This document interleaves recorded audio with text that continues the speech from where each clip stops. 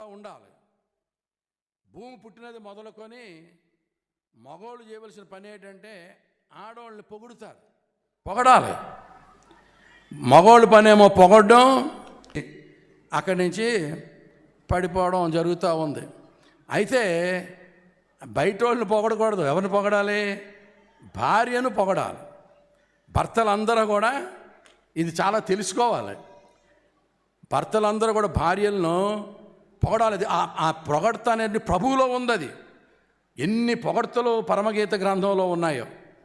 నేను ఒకసారి పెళ్లిలో ప్రసంగం చేస్తూ, భర్తలారా మీ భార్యలను పొగడాలని ప్రసంగం చేస్తుంటే పెళ్లి కొడుకు మధ్యలో లేచి అంటున్నాడు, నాకు అటువంటి పొగడ్తలు రావండి అంటున్నాడు. నేను అన్నాను, పొగడ్తలు రావుతో మా పని చేయరా? మీ ఆవిడ పేరు రేఖ కదా, బాగా తయారైనప్పుడు రేఖ, నువ్వు కేక అను సరిపోద్ది, దానికి పెద్ద చదువు అక్కర్లేదు. రేఖ నువ్వు కేక అంటే చక్కగా అర్థం దగ్గర చూసుకుంటుంది, సంతోషిస్తుంది. భర్తలారా మీ భార్యలను పొగడాలి. మీకు తెలుసా, అమెరికాలో ఒక రూలు, పొద్దున్నే భర్త లేచి భార్యని హనీ హనీ హనీ అనాలట. అలా అనకపోతే వాళ్ళకు నంబర్ ఉంటుందంట. నంబర్ నొక్కితే వచ్చి వ్యాన్ వేసుకెళ్ళిపోతుంది మగవాడు.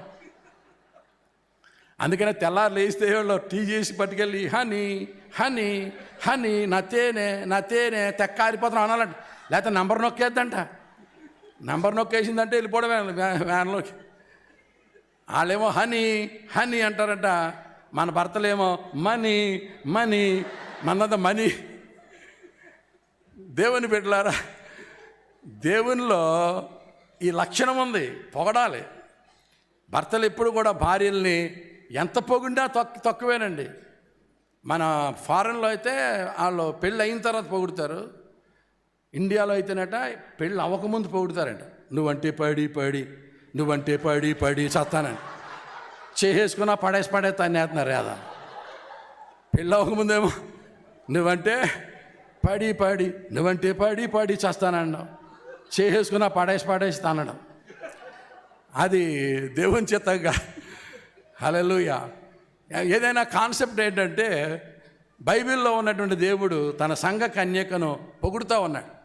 నేను ఒకసారి ఒక కవిత చదివాను. ఒక ఆయన తన భార్య గురించి ఏదో రాస్తున్నాడు. ఏమన్నాడంటే, 7 పాన్పుల క్రింద ఒక్క శిరోజరమున్న ఒత్తురయ్య మా బాలరకు పరుపు మీద పరుపు 7 పరుపులు వేసి పడుకుందంట. పడుకుంటే అడుగు పరుపు కింద తలంటుకుంటే నొక్కుకుని లేచిపోయిందంట.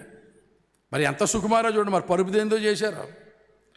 పరుపు మీద పరుపు 7 పరుపులు వేసి పడుకుంటే అడుగు పరుపు కింద ఒక తల వెంటుకుంటే అది గుచ్చుకొని లేచిపోయిందంట. అది అలా ఉంచండి. వెన్నెల అంటారు, ఎప్పుడు వెన్నెల చూడలేదని